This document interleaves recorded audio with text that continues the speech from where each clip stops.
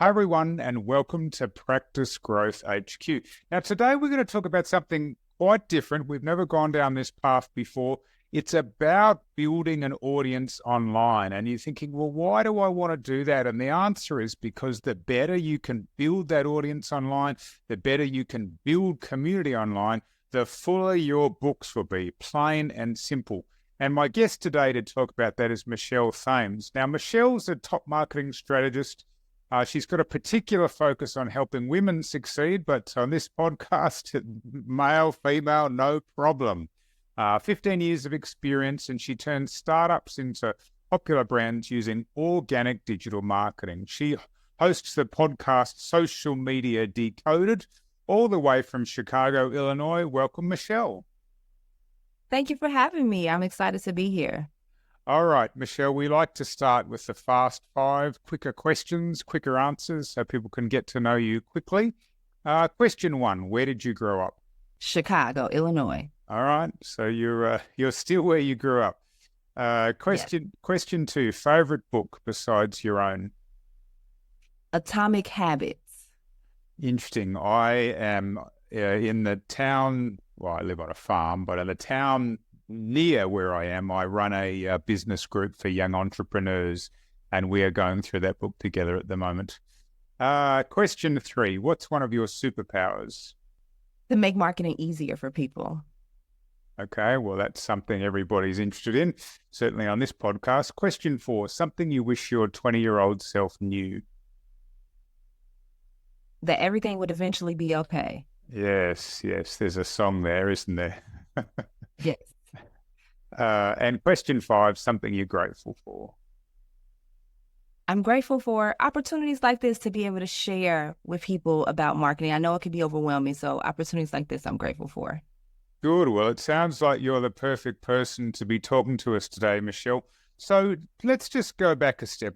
The topic for today is audience building. If we can create a community online, then it stands to reason, if we've got the right strategies, that we can turn that community into people that are going to fill the books of the healthcare professionals that are listening to this podcast.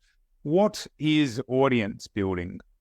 So when we think about audience building, I know it may seem so difficult, but if you don't have an audience, you have nobody to speak to, right? You want to speak to people online. So when we initially build our audience, we have to put out content to attract them. So this content could be in blog format. It could be in podcast format. It could be on YouTube, Instagram, Facebook. So we want to also determine what platform is best for our business. You may feel like you have more clients and potential clients on Facebook or Facebook groups because that's where your people hang out, right? Or Instagram, if it's millennials, right? We know most millennials hang out on Instagram. So really think about the first thing, where are my potential clients and customers? And then the second thing is, how do I build there so that they actually see me? So by posting content on these platforms that's educational, that's valuable, that attracts those people, you are building an audience. And I know it may be hard to show up and share this, but that's the only way that we can really build audience organically. Now, you can definitely utilize ads, but what we're talking about right now is how we can do that organically. So those are the first steps that I think that you should take when you go about building an audience. Okay. Well, I can help the listeners, trying to figure out where your peeps, where your ideal patients hang out. And I suppose I need to rewind slightly because, yes, listeners, there is a concept of having ideal patients.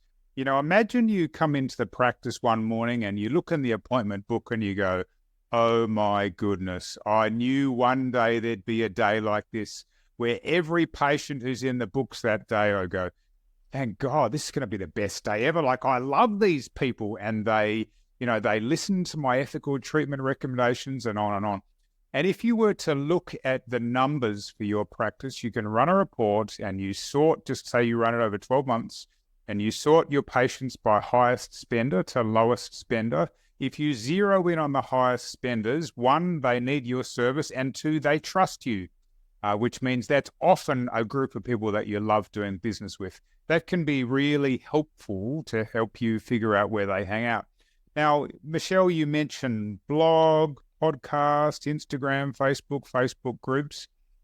let's say that the listeners do the exercise I've just mentioned and they go, you know what, at our practice, the sweet spot is probably, women from 45 to 55. With that piece of information, where do they go for their audience building? So 55, I would say Facebook. Okay, we could definitely start there. And like you were saying, to really look into, okay, who's following the page? What is that age demographic? And yes, you can have ideal clients as patients, right? Like you said, you want to work with people that you actually love, right? That fits what you are doing. I also think that a really great way to do this is for the practice owner, if they believe in building a personal brand, to put themselves out there to also help the business. Because if you are an expert in your field and you are sharing your expertise and information, people will look to that and say, oh, wow, okay, this doctor is sharing this information. This professional is sharing this information. I'm going to listen up because now I see them putting it out there. I think that TikTok is a really great place where a lot of, healthcare professionals share their information to gain more clientele or to just get in front of new people. So that is another way that I really just, I believe in, is building personal brands for the expert or the founder themselves. I know most people aren't willing to put themselves in front of the camera, but that is a really great way that you can start to do that and share the expertise, because now they feel that they like, know, and trust this person, right? They're sharing, like you said, information on Facebook. Even Facebook groups is a great way, right? Because it's more intimate. You can share, in an intimate group, but I definitely say that building the personal brand is also important as well. Okay. So we'll stick with this scenario. Listeners, we realize that when you run that report, there could be lots of different scenarios, but just for this thread running through this episode of Practice Growth HQ, let's stick with it's a woman, 45 to 55. We're going after her on Facebook. Michelle, what content am I going to produce? Or how do I know what this woman wants? Absolutely. So what content produced depends on what type of practice that you have, right? And what type of person you are looking for. So if I had a practice, say, and I actually have a healthcare background, I come from healthcare administration all the way to marketing, right? So it's totally different contrast, but I do have a healthcare background. So I used to work in hematology oncology, right? And so maybe you have a practice and you have a office where you're doing hematology oncology, right? You know that is, of course, specific people, right? But you also want to put out information on your blog, on your Facebook, that gives information to help calm people, to help give them information that may be important to them. So yes, that it could look like a video of you sharing, hey, your check-in times are this and this. When you come to our office, this is the experience you're going to get. That's what a lot of people, I think with healthcare, what is the experience going to be like? We can go anywhere, but why should we come to your office, right? Because the experience that you are going to provide. So I think if you put that into, it could be through a picture, right? But sometimes pictures don't really do well. People want the experience. So maybe it's someone talking, maybe it's, a clip of something happening in the office. And I know a lot of things in healthcare we can't share online, but what could you share that could garner that interest, that could say, okay, I feel safe to go to this location. I feel safe to go to this professional because they're sharing this valuable information on their Facebook page. So I think the experience aspect, you are right on the money there. Look, in Australia and the US, in almost every single healthcare profession, the amount of choice for patients is at an all-time high and growing. There are a number of practitioners in every field. I've looked at the data. The number of practitioners in every field is growing faster than the population is growing. That's absolutely true in Australia. I've seen the data, and I believe that to be the case in the US as well. And so when you're trying to find a way to stand out from the crowd, and let's face it, listeners, that's what this discussion's about.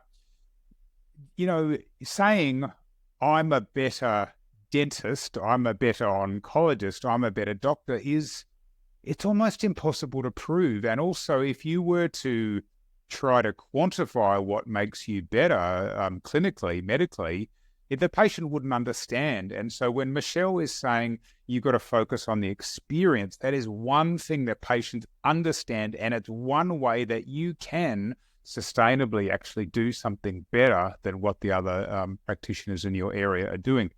So I get that patient experience. That's really important. Can you give us some examples of things that I could do to demonstrate what that patient experience would be like?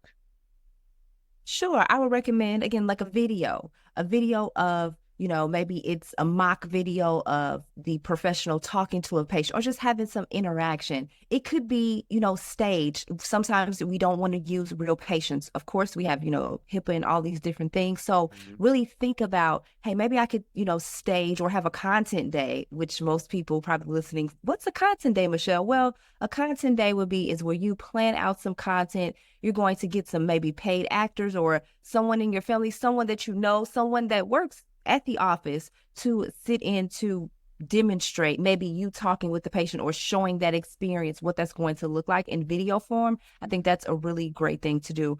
Also, blogs are really good. If you have a blog on your website, you can share the link to your Facebook page or wherever. People read through information. Maybe it's some pictures, you've taken some pictures of some interactions at the office, some how things go behind the scenes. So I think that is a start, but I definitely say planning a content day and maybe staging some content and some scenarios and some experiences, and then translating that to social media would be a best start. Yeah, okay. And may I say, when you're doing that, do figure out who your ideal patient is, because then, it would be like me saying, hey, Michelle, buddy, would you mind come and attend our content day? And then, listeners, Michelle's a fair bit younger than I am. And well, if I haven't looked up who my ideal patient is and I go, I just need someone with a pulse, like the risk is that you're not getting the ideal person in there. What people are subconsciously doing when they see your content is they're going, is that for me? And if I see someone who kind of has a similar demographic, and maybe you're going with a particular gender, then it's if I'm at a practice where they call it an avatar in marketing, where my avatar is someone who's about Michelle's age, and often you can tell a lot from a photo or a video. Then when I see that person in the video, I go, oh, this practice must be for me. Just a curious little side note, Michelle, I've been in the marketing space for some time now, and we've done lots of videos with our clients over the years, and I almost always end up being on camera as a patient, quote unquote. And the reason for that is because for many of the practices that I'm dealing with, I am their avatar. I've been doing this for 10 years plus, and it was like when I was in my late 40s to early 50s, many practices, that's who they're looking for, because the medical need increases as you get older. As you get older, people generally got a few more dollars behind them anyway. So just be aware.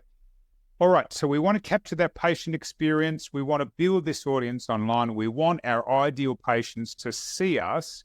What can we do to sort of, I guess, keep the ball rolling? I would say another way to really leverage social media is email marketing. I know that it may be like, why should I email? Why should I email? But people still check their emails. You also want to take them on a journey, right? Maybe the first email is an introduction to who you are and how you run your practice. What are you known for?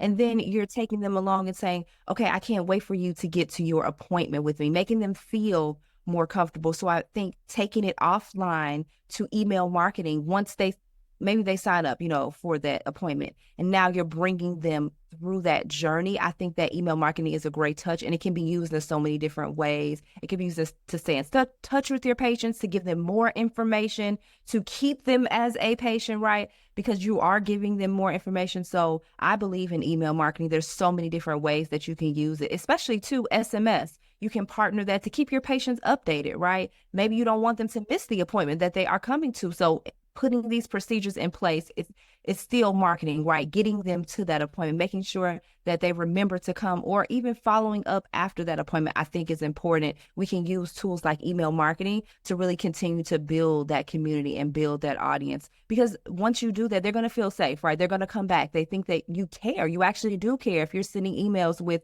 information for the patient, for them to follow up, what they should do after the appointment, what they should do before the appointment. Those are really great things to send an email. So integrating email with the social media aspect, I think, can just help expand even more. I just want to go back to the community aspect. we've picked our channel. We've got some content about the experience at our practice, which is great. And hopefully on our Facebook page, because that's where our avatar hangs out. So let's give this woman a name. She's 50. We'll call her Karen. Actually, that's a bad one because Karen's a proxy for someone with a bit of an attitude problem. I don't know. We'll call her Tracy, I suppose. So Tracy, she's 50. She's our avatar. She sees our content on Facebook. She likes it. How do we keep her engaged? I say a great way to keep your clients engaged is a private Facebook group. If you thought about a group to keep your clients engaged, hey, join my private Facebook group for the practice. We'll keep you updated on everything we have going here. Maybe you have events and things that people can come to, ways that they can connect. I think a Facebook group is a really great way to build community. But also email, you can continue to build that community from your emails as well. But I think I'm saying Facebook group because you have them there in this private place, right? Where now they can maybe be vulnerable, maybe ask questions and maybe open up more to continue to build that community. When you're building community, you're showing that you care, right? You're showing that you value your client, right? Mm-hmm. And so I think that I love Facebook groups. I use them all the time. A lot of my clients use Facebook groups to really build community. And I think that it's something that we typically don't think of, especially, in healthcare, maybe like, why am I building a community for my clients and patients? But no, that's what you want to do so that you continue to build that trust, so that you show that you do care, because, we know healthcare can be a place where many people get scared and afraid. I know people are scared and afraid to go to the dentist, even that. So even if you could ease someone's mind about that and create a group for them to help them feel safe and inclusive. So I definitely believe 100% in Facebook groups. And I think that's a great way to build community, even a podcast like this, right? To help them ease their fears and pains and just give them information. That's another way to build community. So don't just think of it as one way. There's so many different channels and places that you could build community. I think the most important thing is to really focus on the needs and the wants of your community and how you could best serve them. So how do you get, we'll stick with Tracy. How do we get Tracy to join our Facebook group? Because, in 2024, it's not like she's, Facebook group, I've never heard of that before. Like, they've been around for a long time now. You've mentioned dentists, and there'd be some other healthcare professions in there as well, where they're really sort of going, like, really? I'm actually not that excited about going to the dentist. Listeners, by the way, when I finish recording this, I'm going to the dentist. Fortunately, I have a very good relationship with my dentist, and she makes it quite easy for me. But nevertheless, how do we get people into those Facebook groups maybe let's start with dentistry and let's go through a bunch of them and see what we can do to come up with some ideas for people to join that group. Let's start with dentistry, Michelle. Yep, I definitely think when that patient comes to the appointment, when they are checking out, hey, Sarah, I see you had a really great appointment. I want to keep you informed. So here's the link to join the Facebook group. You can tell them right then and there, or a follow-up email after that, or SMS text, right? Mm-hmm. Following up with them and providing them with that link, telling them this is the place where there's other patients, there's other people, just like you, and we've built this community for you to help answer all of your questions. Maybe we have Teeth Tuesdays or something to give you tips on things like that. Try to come up with, catchy things. It doesn't have to be boring.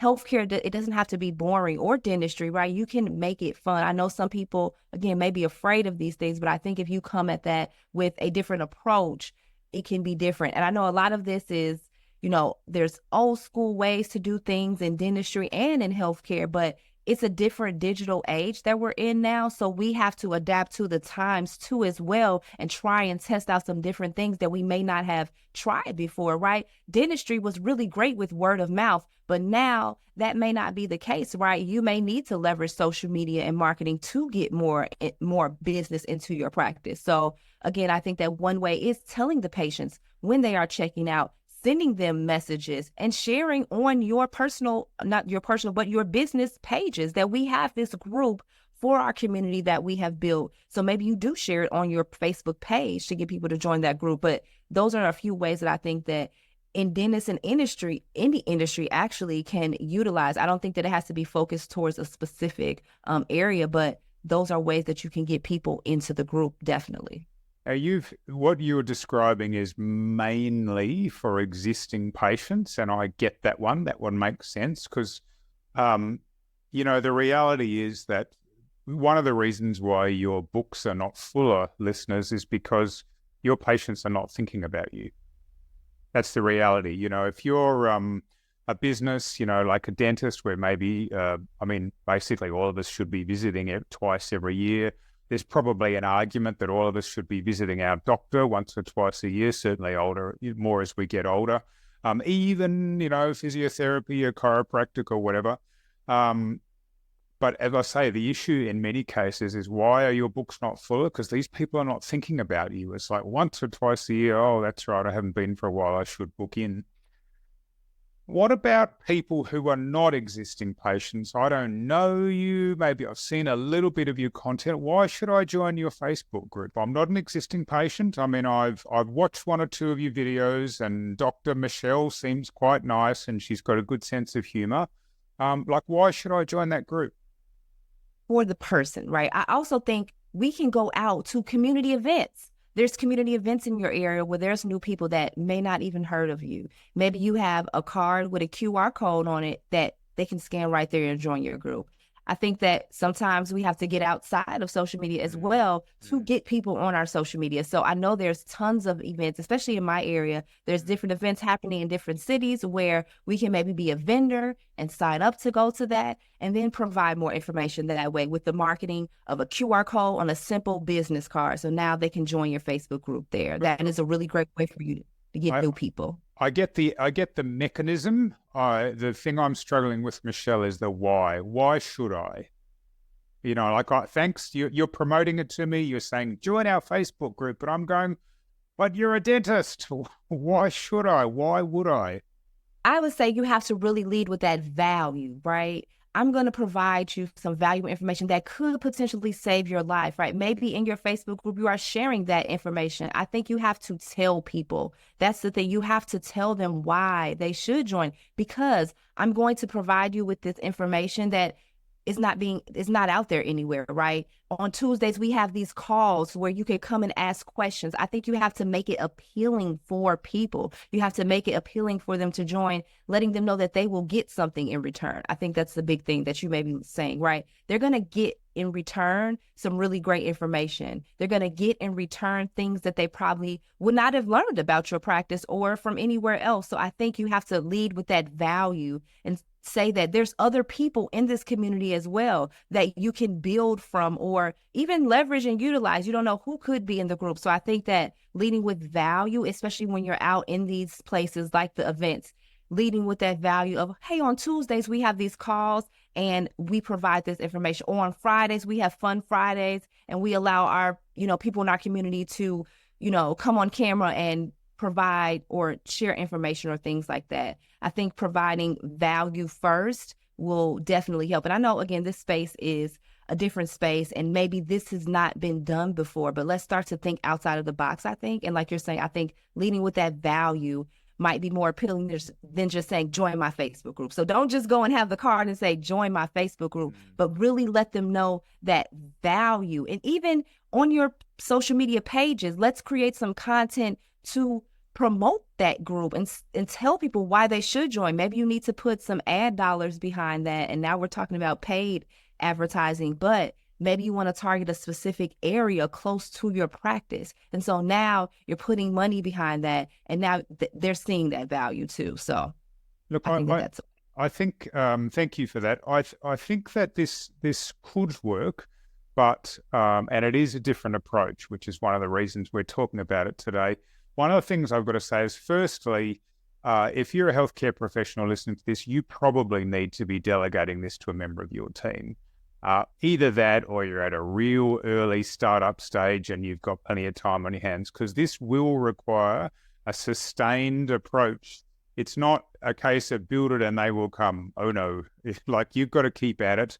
And it means that you probably need to have a member of your team who's responsible for producing the content that Michelle's talking about. And it doesn't have to be onerous, as she says, Friday funnies, Tuesday tooth tips, and Maybe it's, I don't know, what are they, I mean, a physiotherapist can have tips, a podiatrist can have tips. That sort of stuff is interesting.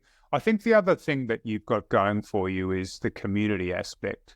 And so if every post is just, hey, aren't we awesome, then people will disengage very quickly. But on the other hand, if you've got plenty of content in there that's about the local community, where you can start connecting with other businesses in the local community and telling people about events and different things, then it becomes a part of, this is me getting connection. And if we've learned anything post-COVID, Michelle, people want connection. And if this can be a place for this, then that's a really strong opportunity.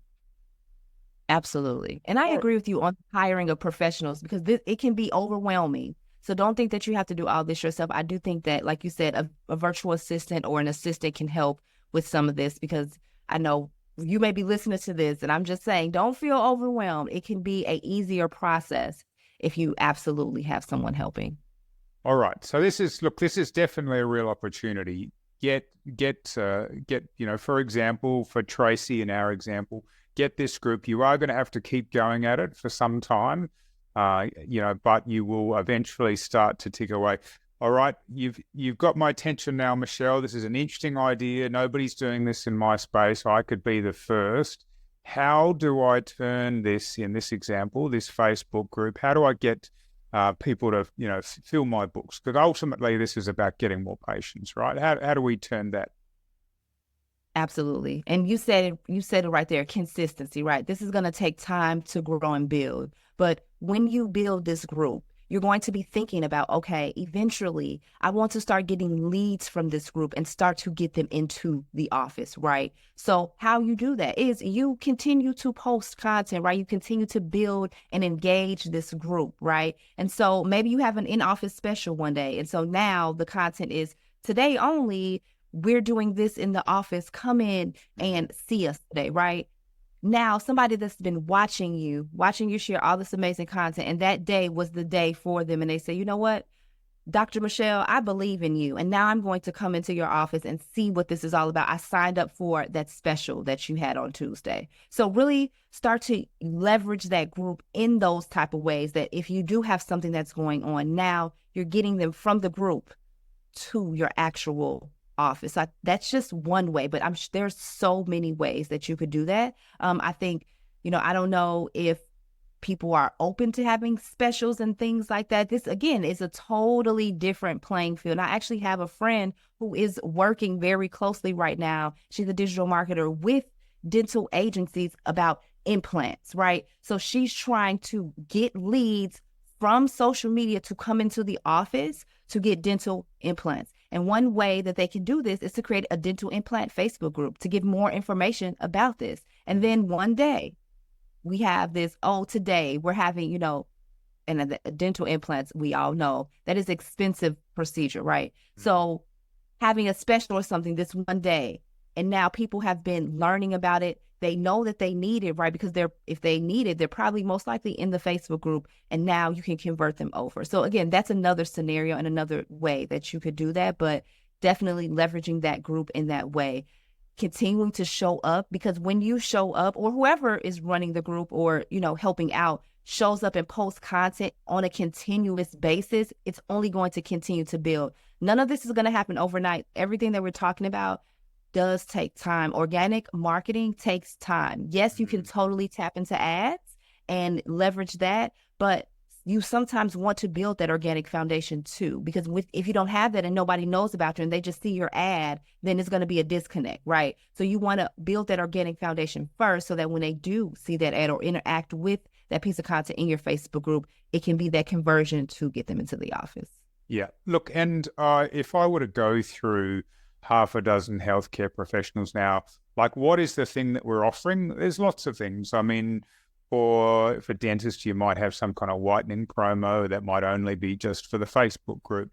If you're a physiotherapist, you might have some kind of assessment, come and get a 15-minute assessment on lower back or whatever. You're looking for just a real sort of entry-level product. It's not a full appointment necessarily, but you could say, and you'll have to figure out medically what works for you, but, just for this Facebook group, this Friday afternoon between, 2 and 5, we've set aside a bunch of 15-minute appointments. These are free just for this community. Make sure you tell others and come in. I was at I suppose a show, like a community show once, and there was a chiropractic group. And basically what they did was, it was quite interesting how they did it. They had something like a door frame, which had kind of elastics attached to it. I don't know if you remember those from, the playground.